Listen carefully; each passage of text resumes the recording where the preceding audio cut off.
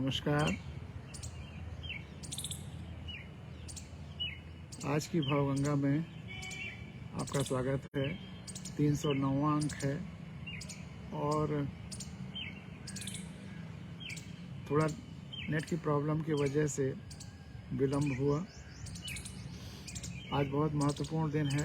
होली की शुभकामनाएं, मंगल कामनाएं आप सभी को, आपके परिवार को और पूरे प्रकृति को, धरती को, विश्व को, ब्रह्मांड को यह रंग बिरंगा त्यौहार शुभ हो, क्योंकि होली प्रकृति का त्यौहार है, बसंत का त्यौहार है, रंगों का त्यौहार है और रंग प्रकृति में ही मिलते हैं, फूलों में ही मिलते हैं। देखिए चिड़िया बगल में बैठ करके कितनी सुंदर खुशी मना रही। तो आज होली के शुभ पर्व पर आप सब परिजनों, मित्रों को, सपरिवार अनंत शुभकामनाएं, मंगल कामनाएं। हम सब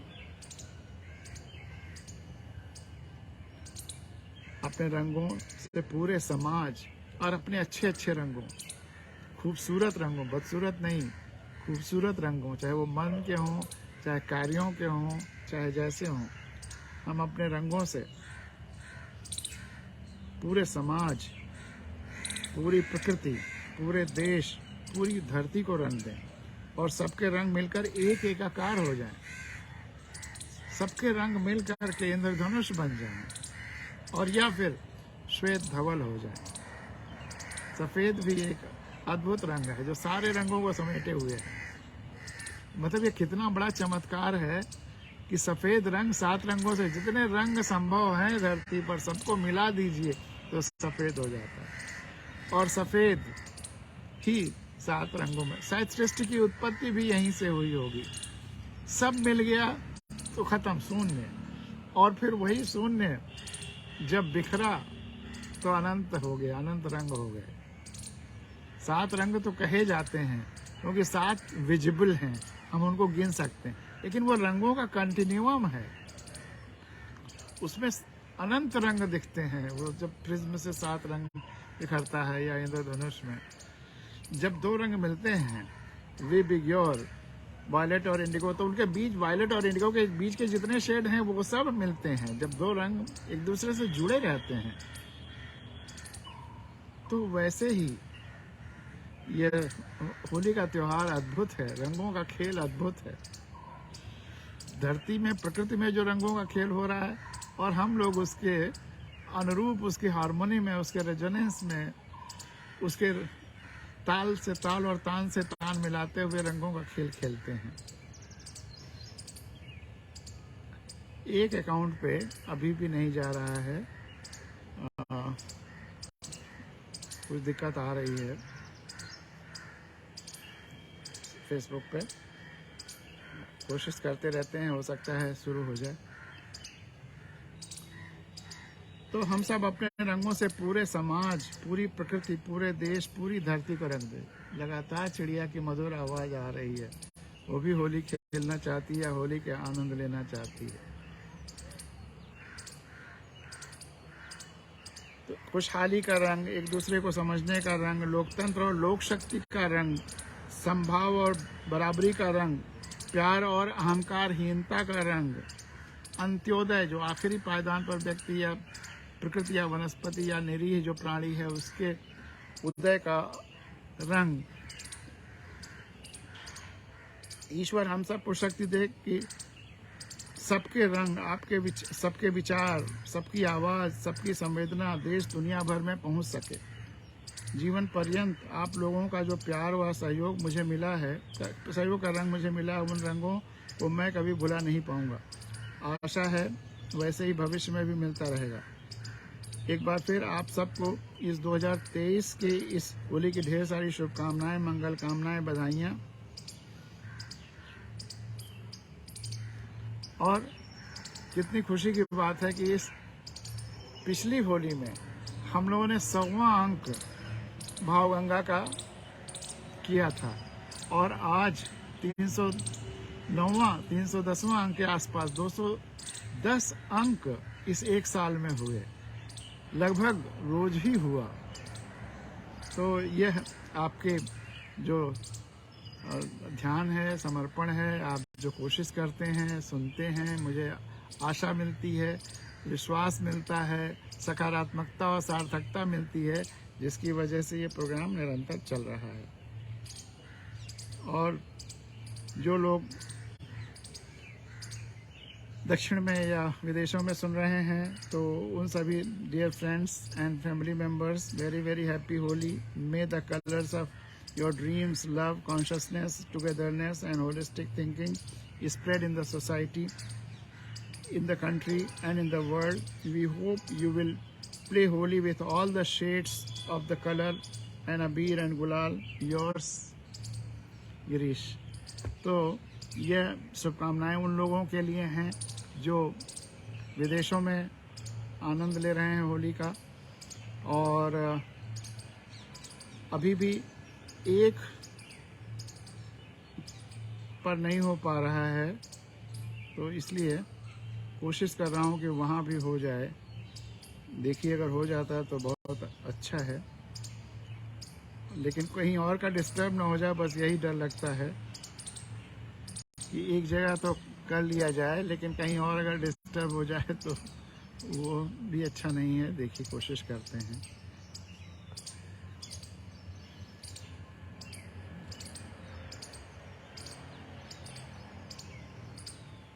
और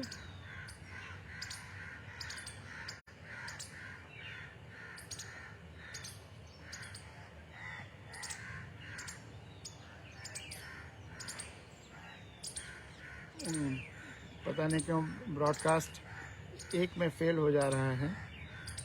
कोशिश करते रहेंगे, हो सकता है कभी चालू ही हो जाए। कमला सिंह जी आजमगढ़ ने एक गीत भेजा है होली के लिए, वो मैं आपके सामने रखता हूँ। कविता है, होली खेती का सुखद पर्व, इससे सुंदर उपहार नहीं। गेहूं की फसल और सब फसलें तैयार हो रही होती हैं, तो उस फसल के आनंद में, दरअसल त्योहारों की जो शुरुआत आदिकाल में हुआ, जब हम जंगल और किसान जंगल से छोड़ करके खेती तक आ गए थे, तो उसी समय जब थोड़ी फुर्सत हुई तो हमारे अनाजों का उत्पादन हुआ, तो एक आशा उत्साह बना, और उसी को हमने सेलिब्रेट करना शुरू किया।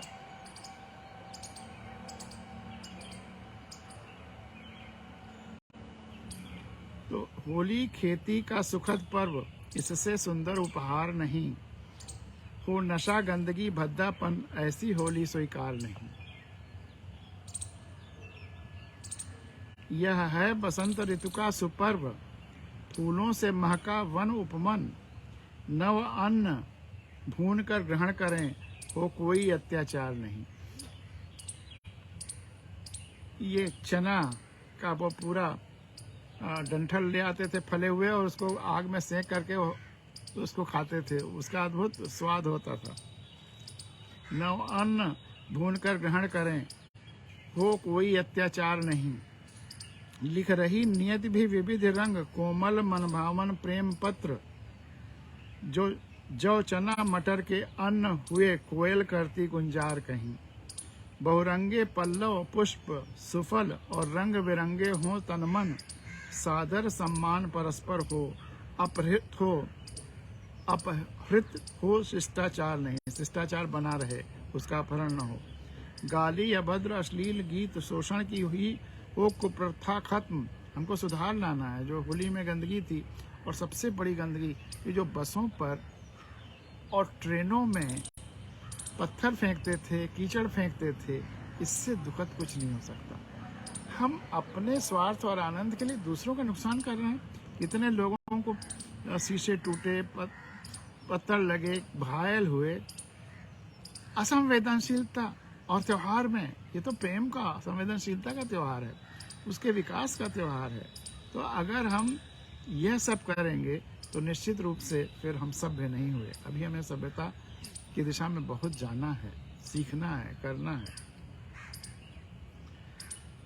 तो गाली अभद्र अश्लील गीत, शोषण की हो कुप्रथा खत्म। गोबर कीचड़ मुँह का कालिक सांस्कृतिक सभ्य आचार नहीं। नारी सूचक गाली देने की हर कुरीतियों का बस अंत। नारी सूचक गाली देने की, नारी सूचक या कोई भी गाली तो गाली है, तो नारी सूचक गाली देने की हर कुरीतियों का बस अंत। धर्म के नाम पर भोंडेपन की छूट और अधिकार नहीं। धर्म को प्रकृति से, संवेदना से जोड़ना है, न कि अंधविश्वास और उल्टी सीधी हरकतों से। तो ये परिवर्तन हमें अपने में लाना है। तो धन्यवाद कमला सिंह जी, आपकी बातें बहुत महत्वपूर्ण रहीं और आशा है कि सबको आनंद आया होगा।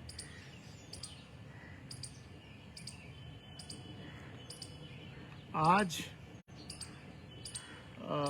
आशुतोष जी के कई जैसे जैसे वो रात में 2 बजे से और 5-6 बजे तक ट्रेन में सुनते रहे ईयरफोन लगा करके और प्रतिक्रियाएं भी लिखते रहे, तो वो प्रतिक्रियाएं भी आपके सामने रखता हूँ।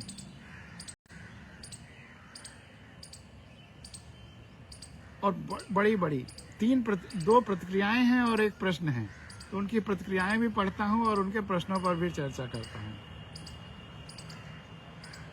और प्रतिक्रियाएं ब्रजेश जी की और शारदा जी की हैं, वो भी आपके सामने रखता हूँ। और कल हमने परसों जब चर्चा की थी हैप्पीनेस पर, तो उस पर कहा था कि अगर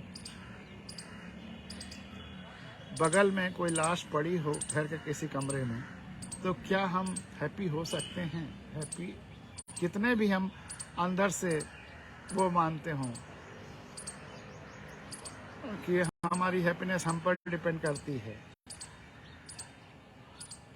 तो उस पर थोड़ी चर्चा करेंगे उस कविता के साथ।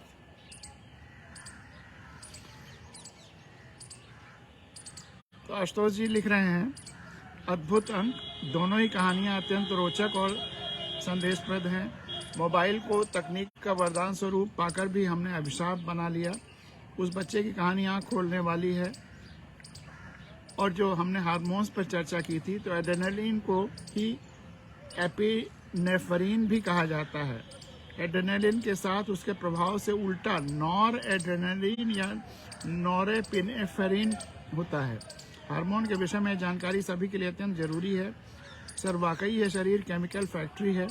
सुप्रीम कोर्ट का चुनाव आयोग निर्धारण ऊर्जान्वित कर रहा है, होना चाहिए। सुप्रीम कोर्ट का चुनाव आयोग के सिलेक्शन में भागीदारी या निर्धारण होना ऊर्जान्वित कर रहा है। आपने फलों की महत्ता की बात की, वाकई ये पूरी तरह सच है। मैंने विगत 1 वर्ष से इसे अपने जीवन शैली का अभिन्न अंग बनाया है। शुगर का पीड़ित हूँ, इसलिए दिन में 1 बार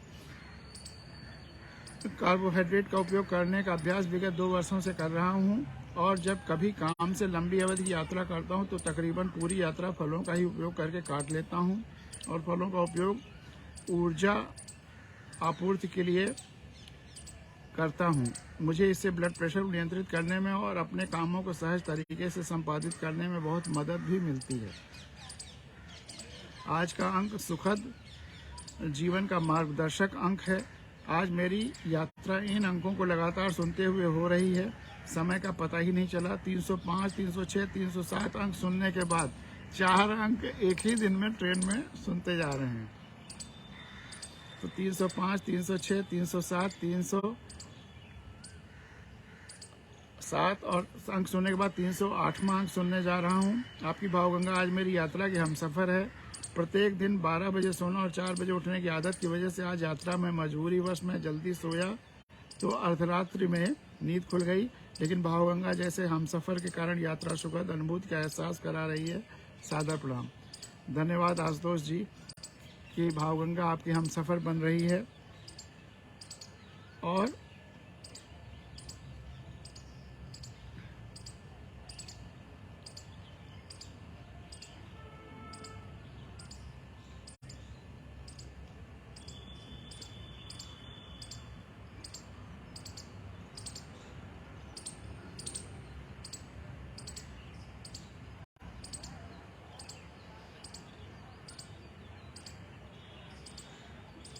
आशुतोष जी के जो प्रश्न हैं उनको शुरू करने के पहले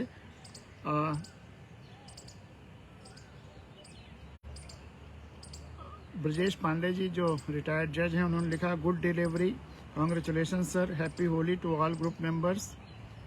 और शारदा जी ने लिखा है, आज भावगंगा सुनी, खुशी के मारे में चर्चा में न जाने खुशी के बारे में चर्चा ने न जाने कितने सवाल खड़े कर दिए। तो शारदा जी, आग्रह है कि आप अपने उन सवालों को यहाँ रखिए ताकि उन पर भी चर्चा किया जाए। समाधान तो आपने बताए, पर मन है कि जाने कहाँ कहाँ भटकता रहता है। यह अंक फिर सुनने का मन कर रहा है और दोबारा भी सुनूंगी। धन्यवाद शारदा जी कि आप इतने मन से सुनती हैं और बार बार सुनती हैं, और अपने सवालों को ज़रूर रखिएगा। और अब हम लोग जो आशुतोष जी का सवाल है उस पर चर्चा करेंगे।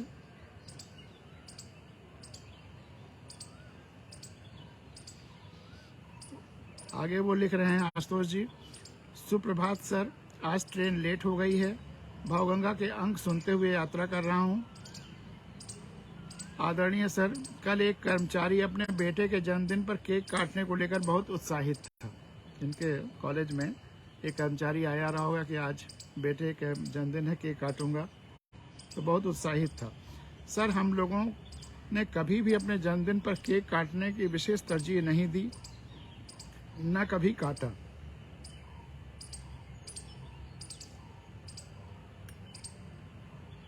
बच्चों की खुशी के लिए समझौता किया भी तो पहले पुए बनाकर, मिठाई, कोई भी मिठाई बनाकर प्रभु चरणों में अर्पित कर दिए, फिर केक काटा।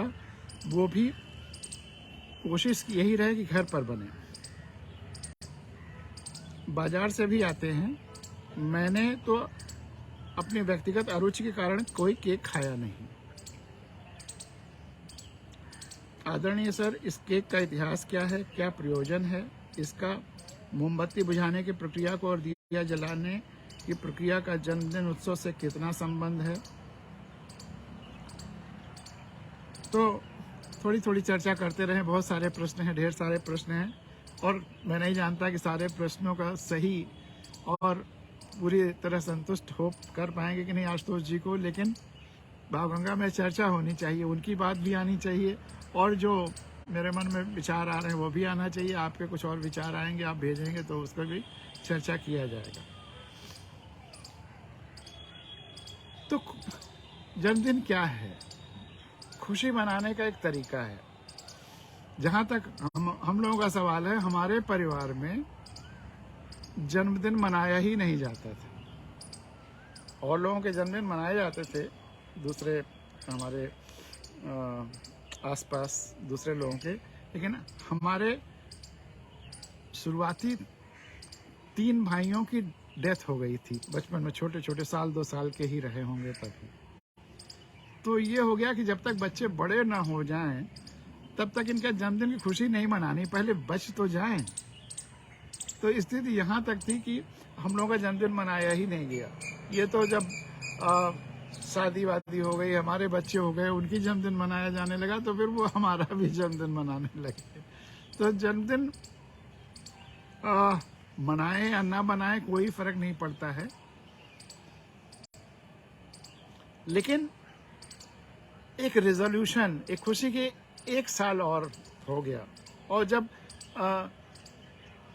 जीवन का लंबाई का पैमाना साल ही माना गया, जीवेत शरदम सुखम, शतम मतलब 100 हो जाए, 120 हो जाए, इसको महत्वपूर्ण माना गया 100। तो उस रेस में 1 अंक और मिला, 1 नंबर और मिला, इसके लिए फिर जन्मदिन मना ही लिया जाता है।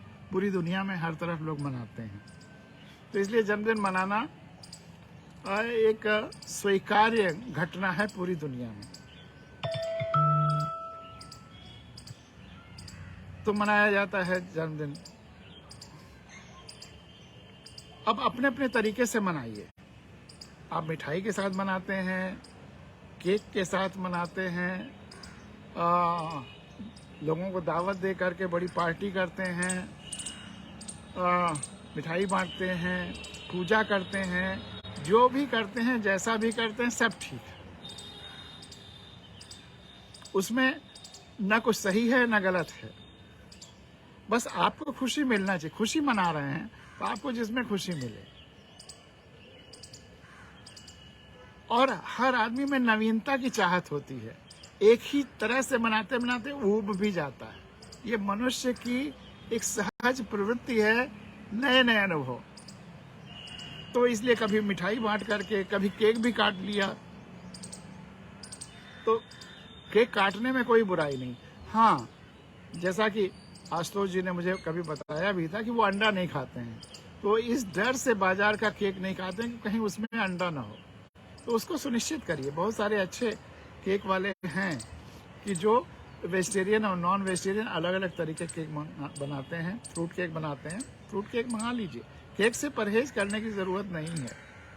और जैसे मोबाइल अगर वेस्ट में बना तो इसका हम इस्तेमाल यहाँ भी कर रहे हैं, तो उसी तरह से अगर केक का आविष्कार कहीं हुआ तो दूसरी जगह हो सकता है। ब्रेड का आविष्कार बेक करके, इसका भी कहीं और हुआ, आज पूरे दुनिया में हो रहा है। तो उसमें कोई खमीर उठा करके, उसमें कहीं कोई बुराई नहीं है।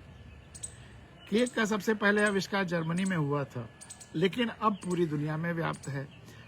और यह आवागमन, आप इस मत डरिए कि हम वेस्ट से आयातित कर रहे हैं। धरती के परिप्रेक्ष्य में देखिए, हमारे यहाँ की मिठाइयाँ, हमारे यहाँ के साउथ इंडिया के इडली, डोसा, पंजाब के समोसे, आप अमेरिका में चले जाइए, हर बड़े शहर में 5-6 ढाबा और हिंदुस्तानी रेस्तरां मिल जाएंगे। और जहाँ इतनी भीड़ होती है उनको खाने के लिए कि लाइन लगी रहती है। तो अब वही अगर वो बैन कर दें या कहने के नहीं हम इंडियन नहीं खाएंगे, हम केवल यहीं का खाएंगे, तो ये इंडियन क्या है और वेस्टर्न क्या है, ईस्टर्न क्या है और वेस्टर्न क्या है, सब इस धरती का है। जो आपको अच्छा लगता है करिए। ये भेदभाव मिटाइए कि यहाँ का है वहाँ का है, सब हमारी धरती का है। और मैंने कहा, नवीनता हर एक का आग्रह होता है।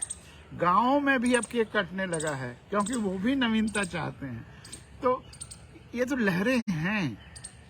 ये जो कॉस्मिक लॉज हैं, जो वास्तविक धर्म है, जिसके आधार पर पूरा ब्रह्मांड गवर्न होता है, जो अभी 2-3 दिन पहले हमने ईश्वर और धर्म क्या है इस पर चर्चा किया था, वह तो कॉस्मिक है।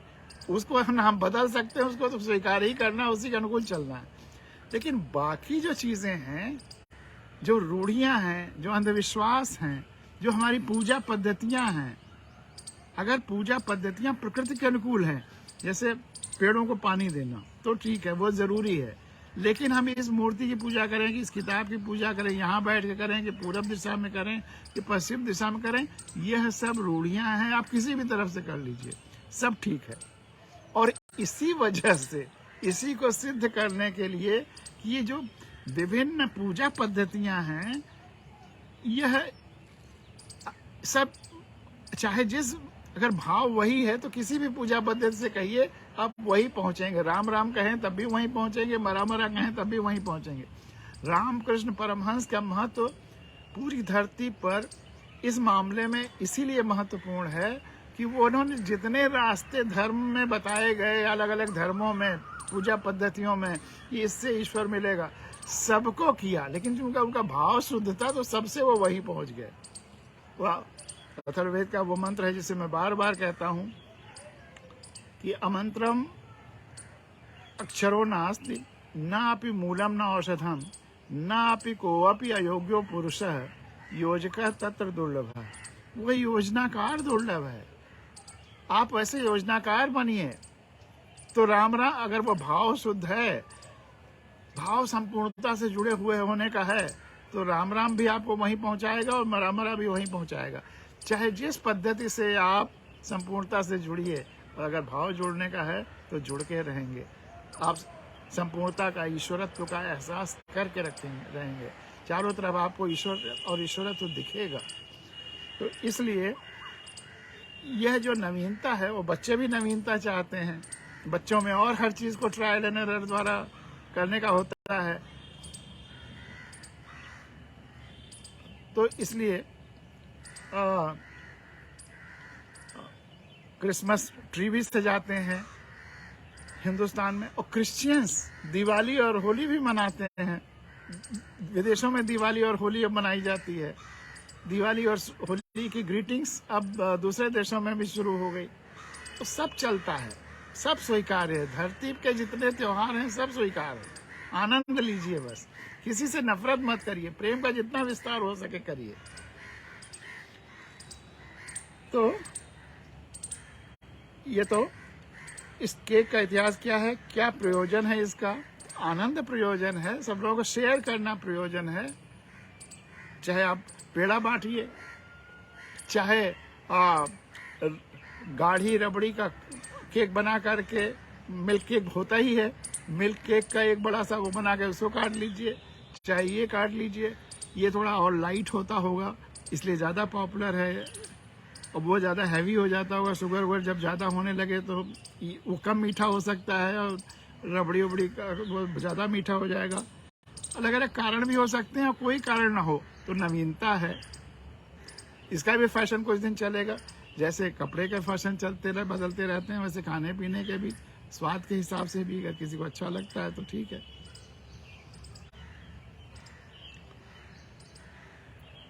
आदरणीय सर, इस केक का इतिहास क्या प्रयोजन है इसका, ये तो चर्चा हो गई। मोमबत्ती बुझाने की प्रक्रिया को और दिया जलाने की प्रक्रिया का जन्मदिन उत्सव से कितना संबंध है? कोई संबंध नहीं है। ये भी अपने आनंद की चीज है। किसी को जलाने में आनंद आता है तो जला ले, किसी को बुझाने में आनंद आता है, किसी को वो बुझा ले, किसी कुछ नहीं करने में आनंद आता है, न दिया जलाना न दिया दूरी रखना है तो वो भी कर ले। वो है ना, किसी को जलाता हूँ तो किसी को सुलाता हूँ, मैं अपना हर फर्ज कैसे कैसे निभाता हूँ। तो जिसमें जिसको आनंद आए, किसी को जलाने में आनंद हो तो जला ले, किसी को बुझाने में आनंद हो तो बुझा ले। इसका मूल तत्व से कोई मतलब नहीं, बस जिसको जिसमें खुशी हो कर ले। आपको खुशी है कर लीजिए, नहीं है ना करिए, जिसमें आपको खुशी है करिए। इसका जन्मदिन और उसके संबंध में बनाने की कोई ऐसा कोड ऑफ कंडक्ट नहीं है और न हो सकता है। यह आपकी स्वीकृति है, आपकी मस्ती है, आपके बच्चों की मस्ती है, आपके परिवार वालों की मस्ती है, आपके दोस्तों की मस्ती है। कुछ लोग ऐसे हैं कि 8-10 तरीके से मनाते हैं सुबह से शाम तक, बच्चों के साथ अलग, दोस्तों के साथ अलग, क्लब में जाकर ड्रिंक्स वगैरह भी करते हैं, परिवार के साथ अलग। तो तरह तरह के हैं। मंदिर में जा कर के अलग, अनाथालय में भी चले जाते हैं वो अलग है। मस्ती जितना तरह से लीजिए। अगर अनाथालय जाते हैं वो और अच्छा है, कुछ गरीबों का कल्याण होता है, या जो बेचारे वंचित हैं उनके लिए कुछ होता है। लेकिन उनको केवल भोजन ही कराने का नहीं, शिक्षा के लिए उनके कुछ करिए। एक आध बच्चों को गोद ले लीजिए,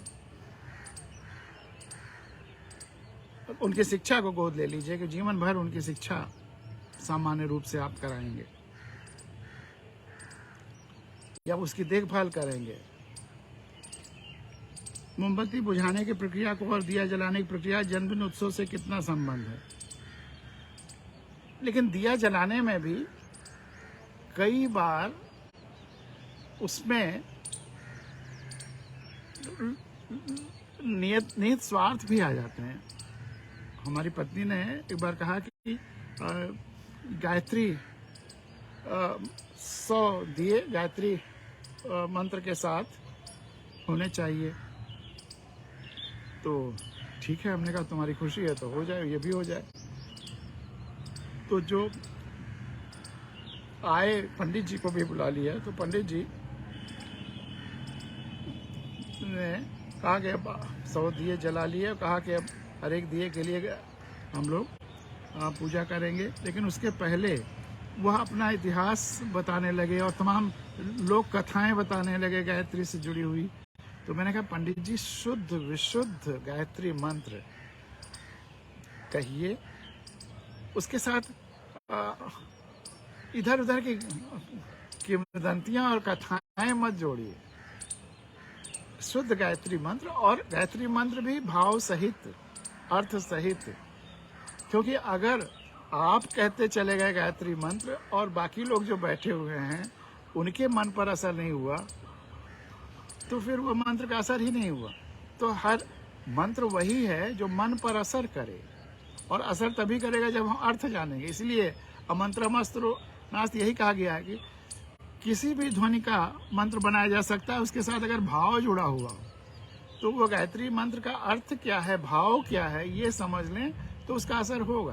तो मैंने कहा इसका अर्थ बताइए, और उसके बाद 100 बार चाहे अर्थ सहित पाठ चाहे केवल गायत्री मंत्र का पाठ करिए और कराइए।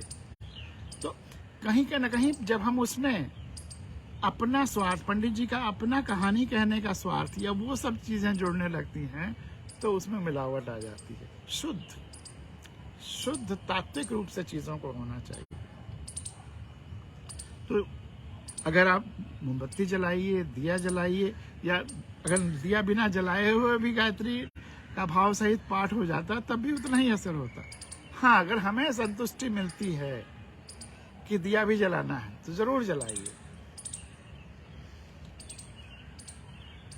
कितना रूप बदलता, कहीं दिए जलाए जाते थे, अब आज दिवाली में आवाज की झालर लगती है बिजली की। जब बिजली नहीं थी तो दिया ही जलाया जा सकता था। आज दिया जलाने से, पटाखे जलाने से कहीं ना कहीं प्रकृति में कुछ न कुछ हल्का फुल्का प्रदूषण हो रहा है। लेकिन बिजली, उसमें भी संपूर्णता से देखें कि अगर बिजली कोयले से बन करके आ रही है तो यहाँ नहीं वहाँ प्रदूषण हो रहा होगा। समग्रता में अगर देखिए तो फिर हमें बहुत गहरा चिंतन करके एक नई जीवन पद्धति बनानी पड़ेगी। लेकिन जब तक कोई तुरंत नुकसान नहीं हो रहा है और कंट्रोल्ड नुकसान है, तब तक ये परिवर्तन सकारात्मकता के साथ हो सकता है। दिया अगर हम जलाते हैं थोड़ी देर, आधा घंटे में बुझ जाएगा। बिजली रात भर चलती है। सेलिब्रेशन का वह आयाम देर तक चलता है। तो इसलिए स्वीकारने में कोई हर्जा नहीं है अगर वो हमें खुशी देता है और प्रकृति के, समाज के, धरती के हारमोनी या सामंजस्य में है। उसके लिए परिवर्तन के लिए तैयार रहिए, कोई हर्जा नहीं है। जनरेशन गैप का वो नहीं होना चाहिए कि बच्चे चाहते हैं और हम ना चाहें, तो हमको एक्सेप्ट करना चाहिए। बस अगर प्रकृति के और परिवार के, समाज के हितों के विपरीत है तो जरूर अडिग रहना चाहिए, विरोध करना चाहिए। तो इसका मोमबत्ती बुझाने की प्रक्रिया को और दिया जलाने की प्रक्रिया का जन्मदिन उत्सव से कितना संबंध है? तो इसका कोई संबंध नहीं है। आप अपने आनंद के हिसाब से करिए। यह भारतीय संदर्भों में आपको कहाँ तक उचित लगता है? भारतीय संदर्भ में जन्मदिन मनाने का तो कोई मिलता ही नहीं है। बहुत पुराना, आप कहीं किसी आपके पौराणिक ग्रंथ में किसी का जन्मदिन मनाने का कोई मिलता है? ये तो अपनी मस्ती है, इसमें कोई धर्म वगैरह या इधर ढूंढने की जरूरत नहीं है।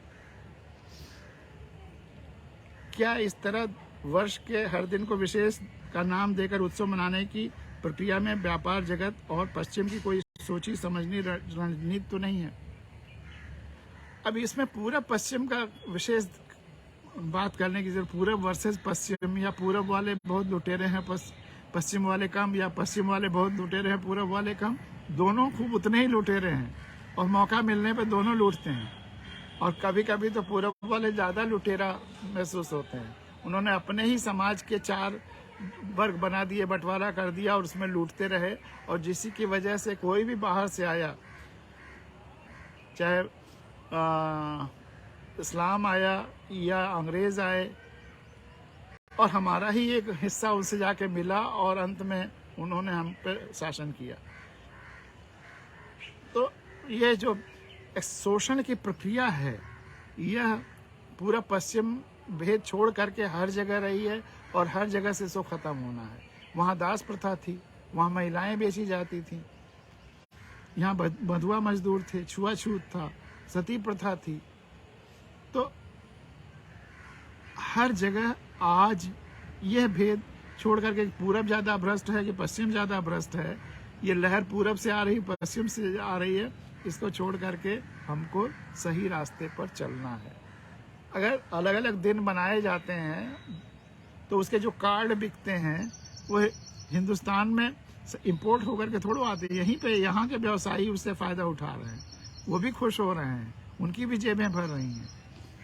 तो ये सच बात है कि जो रिश्ते हैं जैसे मदर्स फादर्स, ये तो उनका तो हमेशा 365 दिन उन्हीं का है। बच्चे, चिल्ड्रंस डे, डॉटर्स डे, इस सब का कोई मतलब नहीं है। यह तो रोज का दिन उनका, उन्हीं का दिन है। हाँ, किसी खास चीज़ को, किसी खास संकट को अगर रेखांकित करने के लिए कोई दिन मनाया जाता है, बर्ड्स डे या एनिमल्स डे, या कोई प्रजाति खत्म हो रही है उसको बचाने के लिए, तो वो तो ठीक है, वो होना चाहिए एम्फेसाइज करने के लिए। वो यूनाइटेड नेशंस की तरफ से अक्सर ये ऐसे दिन तय किए जाते हैं। पर्यावरण दिवस, इकोलॉजी डे, इकोलॉजी बचाने के लिए 6 जून या 7 जून ऐसे है, वह ज़रूरी है। तो इसमें पूरा पश्चिम का भेद छोड़ करके जहाँ जो गलत है उसको कहना है, कोई बायस या प्रेजुडिस नहीं रखना है, धरती के पर्सपेक्टिव में सोचना है। क्या इस तरह वर्ष के हर दिन को विशेष का नाम देकर उत्सव मनाने की प्रक्रिया में व्यापार जगत और पश्चिम के कोई सोची समझी रणनीति तो नहीं है? क्या हमारी मिठाइयाँ, हमारे तेल, हमारे अन्न, हमारी जीवन शैली सब कुछ निम्न स्तरीय थे जो सभी को सुधारा जा रहा है? कौन सुधार रहा है? हमारी ये चीज़ें तो मैंने उदाहरण दिया, आप चले जाइए किसी अमेरिका के किसी शहर में या लंदन के किसी शहर, इंग्लैंड के किसी शहर में, हमारे रेस्तरां और हमारी यही चीज़ों पे लोग टूटे पड़ रहे हैं। ऐसा कुछ नहीं है, ये हमें देखकर लगता है। उनकी कोई चीज़, केक आपने देख लिया, कहा कि वो हमारा सब कुछ वो आ रहा है। अरे आप वहाँ जाइए तो वहाँ के लोग तो उनको खतरा लगेगा कि अरे हमारा खान पान तो सब अब इंडियन चीज़ों से और समोसों से और इन सब से उसकी जगह पे ये सब आ रहा है। और तो और इंग्लैंड ने हमारे एंसेस्ट्री के एक व्यक्ति को अपना प्रधानमंत्री बना लिया। हिंदुस्तान वाले बहुत खुश कि हमने उनको प्रधानमंत्री दे दिया। अरे तुम क्या हो? तुम तो इतने जातिवादी और वर्गवादी और धर्मवादी हो।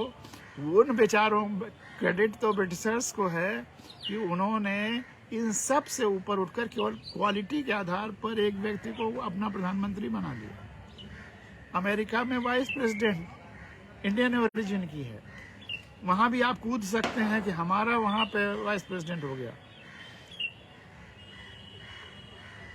बनाया किसने? जिसने बनाया उसको क्रेडिट दीजिए कि उसने केवल मेरिट देखी, रेस नहीं देखी, जाति धर्म नहीं देखा। काश कि हिंदुस्तानी भी केवल मेरिट देखना सीख जाएं, उसी दिन हिंदुस्तान बेहतर होने लगेगा। ये जो सड़न है हिंदुस्तान की, ये ख़त्म हो जाएगी। वो ज़रूरी है, आंखें खुली रखनी, उसके लिए आंखें खुली रखनी ज़रूरी है और क्वालिटी ध्यान देखने की ज़रूरत है। धरती के परिप्रेक्ष्य में सोचने की ज़रूरत है, वर्ल्ड कॉन्शसनेस लाने की ज़रूरत है। तो क्या हमारी मिठाइयाँ, हमारे तेल, हमारे अन्न, हमारी जीवन शैली सब कुछ निम्न स्तरीय थी जो सभी को सुधारा जा रहा है? सुधारा नहीं जा रहा है, अपने आप स्वतः प्रचार प्रसार हो रहा है। हमारे स्वास्थ्य को लेकर वैश्विक जगत क्या वाकई दुखी है? कोई किसी के लिए क्यों दुखी होगा? यूनाइटेड नेशंस कहने के लिए सबके कल्याण के लिए है, लेकिन वहाँ भी बहुत दिखावा है, प्रचार पे बहुत जोर है। तमाम सारे इधर यूनाइटेड नेशंस की एजेंसीज के लोगों से मेरी चर्चाएं हुई, तो वहाँ वो कोशिश करते हैं कि 25% काम हो तो 75% संसाधन उसके प्रचार प्रसार में लगे, जबकि होना ये चाहिए कि 100% संसाधन अगर यूनाइटेड नेशंस के भी सही लोगों को लग जाएं तो धरती अपने आप बेहतर होने लगेगी। लेकिन वहाँ दिखावा ज़्यादा है। वही उस फोटोग्राफर कैल्विन जो फोटोग्राफर था कि बच्चा भूख से मर रहा है, वो छोटा सा, और उसको गिद्ध खाने के लिए बेताब है कि मरे तब खाए, जिंदा को नहीं खाता। और ये फोटो खींच के भागता है पुलिट्जर प्राइज लेने के लिए फोटोग्राफी का। यूनाइटेड नेशंस भी इसी तरह काम करता है ज़्यादातर। जैसे देशों की समस्याएं, देशों में व्यवस्थाएं असंवेदनशील हैं, वैसे ही यूनाइटेड नेशंस भी अक्सर कई मौक़ों पर असंवेदनशील हो जाता है। इसीलिए कोविड टाइम में भी यूनाइटेड नेशंस की भूमिका पे भी प्रश्न चिन्ह लगे। तो संवेदनशीलता की ज़रूरत है व्यवस्था में, और पूरी धरती के पर्सपेक्टिव में सोचने की ज़रूरत है।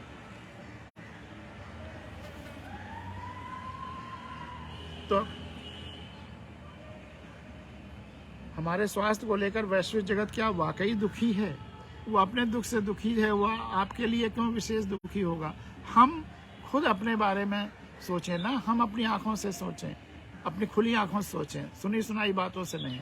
अपनी समस्याओं को प्रायोरिटी दें, ना कि पता चला कि कोई अफवाह सुनी और उससे परेशान हो गए, या अपनी समस्याओं, अपने बच्चों की समस्याओं को छोड़ करके सुनी सुनाई बातों पे आ गए। हमारे घर घर में हर उम्र में तनाव और शुगर से पीड़ित हो रहे हैं। कहीं ये कोई षड्यंत्र तो नहीं है? षड्यंत्र ऐसा सच कुछ नहीं है। हमारी अपनी जीवन शैली है,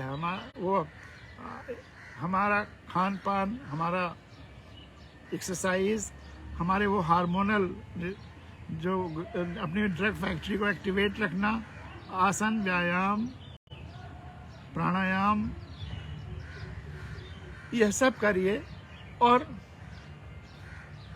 तनाव से मुक्त रहिए। आदरणीय सर, इन विषयों पर आपके विचार जानना है ताकि वैचारिक उथल पुथल शांत हो सके।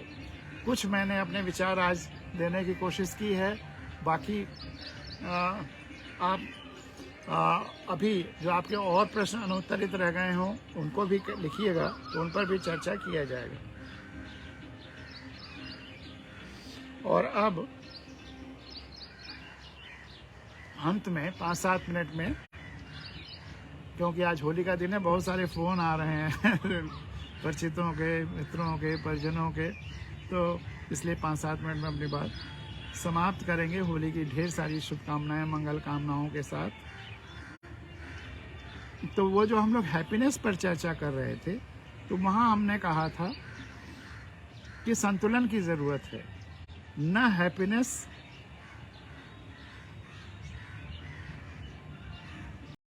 पूर्ण रूप से आंतरिक है कि हम अगर अंदर है, बाहर के कोई घटना हमारे ऊपर प्रभावित नहीं करे, हम अंदर से अपने को ऐसा बना लें, तब हैप्पी होंगे।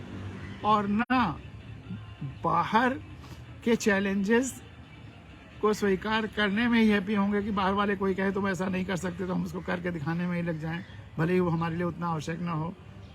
उस पचड़े में भी नहीं पड़ना है। तो इसी संदर्भ में मैंने कहा था सर्वेश्वर दयाल सक्सेना की वो कविता सुनाएंगे। लेकिन यहीं पर एक बात और कहना चाहेंगे कि अगर हम आंतरिक रूप से संपूर्ण ब्रह्मांड से जुड़े हुए हैं और हमारी साधना एक किसी दिशा में एकदम परफेक्ट हो गई है, जैसे अहिंसा की साधना हमारी एकदम पूर्ण हो गई, संपूर्ण हो गई, तो अगर अंगुलीमाल हमारा अंगूठा काटने आएगा या हमारी हत्या भी करने आएगा, भगवान बुद्ध को याद करिए, तो आप प्रभावित नहीं होंगे, आपका आनंद प्रभावित नहीं होगा, बल्कि अंगुलीमाल ही जैसे जैसे आपके करीब आएगा वो प्रभावित होता चला जाएगा, बदलता चला जाएगा। ये मैग्नेटिज्म की तरह से है कि कोई चुंबक किसी लोहे को यूं ही नहीं खींचता, पहले वो उसे चुंबक बनाता है फिर खींचता है। तो अंगुलीमाल को बुद्ध ने थोड़ा अहिंसक कर दिया, जब जैसे जैसे उनके पास आता गया, और जब एकदम पास आ गया तो पूरा अहिंसक हो गया। वो छोटा सा बुद्ध बन गया और खींचा चला आया। तो वहाँ बुद्ध की आंतरिक जो खुशी है, वह बुद्ध जैसा हिंसक जो है, हत्या और उंगली काटने में विश्वास करता है वो भी बदल गया। वह स्थिति भी आ सकती है, लेकिन वह पूर्णता की स्थिति है। लेकिन उस पूर्णता की स्थिति में भी बुद्ध ने यह भी कहा था कि दुख है, लेकिन दुख को मिटाने का उपाय है। अगर हम किसी मृत को देखेंगे तो दुख होगा। बुद्ध की साधना यहीं से शुरू हुई कि पीड़ित को देखा, मृत को देखा, बीमार को देखा, दुखी हुए, तो फिर आप हैप्पी नहीं हो सकते। ये बुद्ध जिसने अंगुलिमाल को बदल दिया, अपने आसपास के परिवेश को बदल देते थे अपने साधना के द्वारा, वह भी, उनकी साधना भी दुख से शुरू हुई, अनहैप्पीनेस। हैप्पी नहीं हुए, दुखी हुए, और वहीं से साधना शुरू हुई। तो हम अपने आसपास कहीं भी अगर दुख है तो दुखी होंगे, और उस दुख को मिटाने के लिए जी जान लगा देंगे। हाँ, जब दुख मिटा लेंगे तो खुशी आएगी। लेकिन ऐसा नहीं हो सकता कि हमारी खुशी, हम इतने अंदर से खुशी रहें कि बाहर की कोई चीज हमको डिस्टर्ब ही ना करे। जो कि वो सेइंग था, जिसके बारे में फिर मैंने आपसे वो बात कही थी।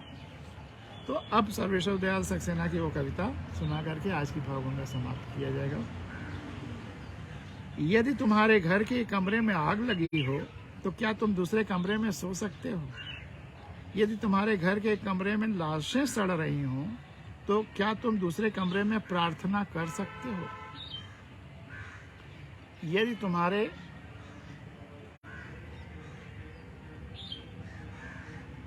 घर के कमरे में लाशें सड़ रही हो तो क्या तुम दूसरे कमरे में प्रार्थना कर सकते हो? यदि हाँ, तो मुझे तुमसे कुछ नहीं कहना। यदि हाँ, तो मुझे तुमसे कुछ नहीं कहना। देश कागज पर बना नक्शा नहीं होता कि एक हिस्से के फट जाने पर बाकी हिस्से उसी तरह साबुत बने रहें, और ये देश को मिटा करके आप गांव, शहर, प्रदेश, देश या धरती कुछ भी रख सकते हैं। देश कागज पर बना नक्शा नहीं होता।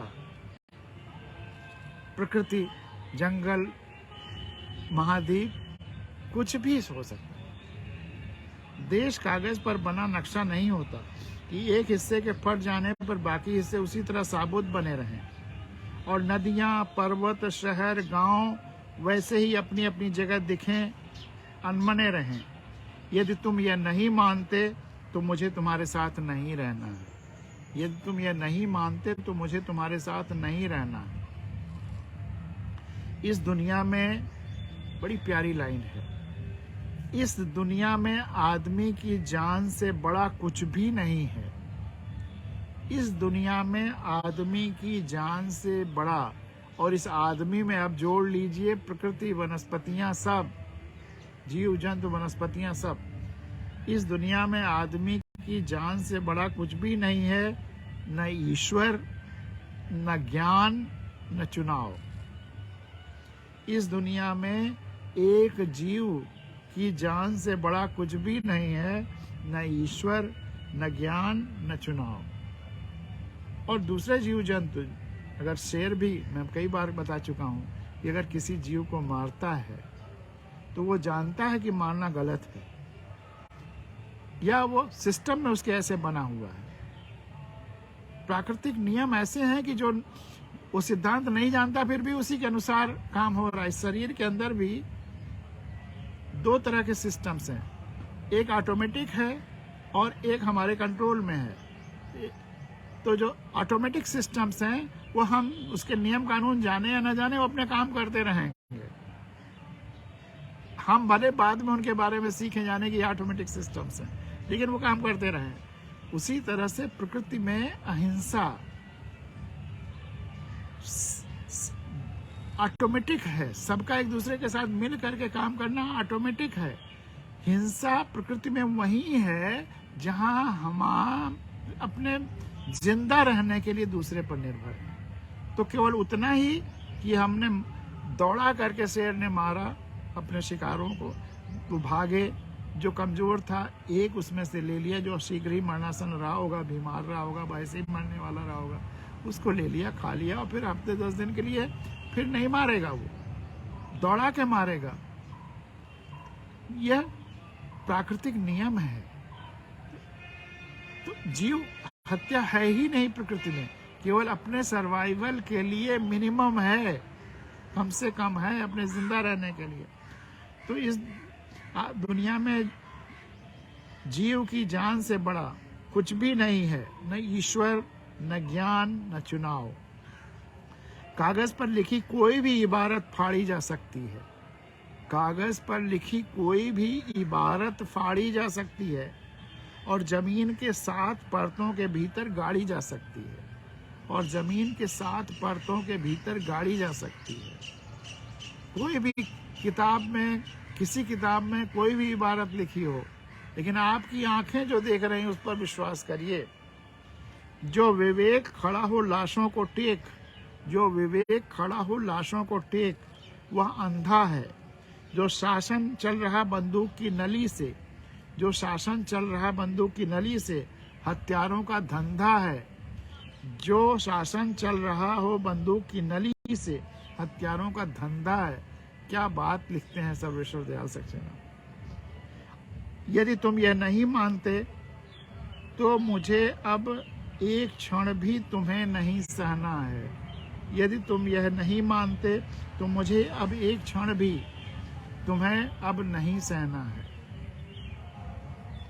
याद रखो, एक बच्चे की हत्या, एक औरत की मौत, एक आदमी का गोलियों से चिथड़ा तन किसी शासन का नहीं, संपूर्ण राष्ट्र या संपूर्ण विश्व का ही पतन है। याद रखो, एक बच्चे की हत्या, एक औरत की मौत, एक आदमी का किसी गोलियों से चिथड़ा तन किसी शासन का ही नहीं, संपूर्ण राष्ट्र का ही पतन है, संपूर्ण विश्व का ही पतन है। ऐसा खून बहाकर, ऐसा खून बहकर धरती में जज्ब नहीं होता, धरती नहीं सोख पाती है ऐसे खून को। ऐसा खून बहकर धरती में जज्ब नहीं होता।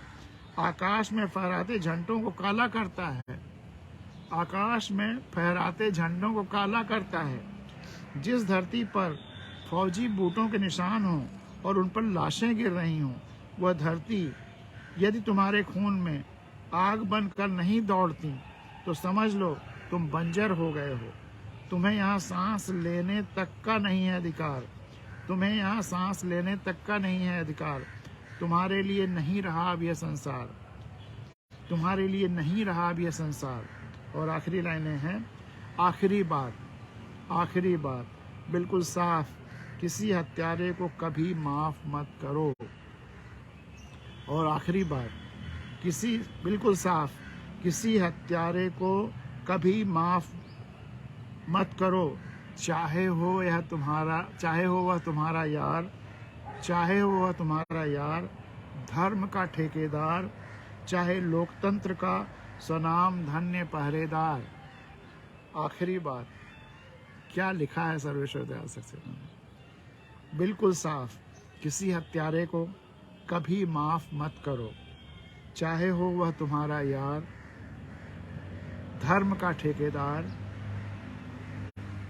चाहे लोकतंत्र का स्वनाम धन्य पहरेदार। तो यदि तुम्हारे घर के कमरे में आग लगी हो तो क्या तुम दूसरे कमरे में सो सकते हो? यदि तुम्हारे घर के कमरे में लाशें सड़ रही हों तो क्या तुम दूसरे कमरे में प्रार्थना कर सकते हो?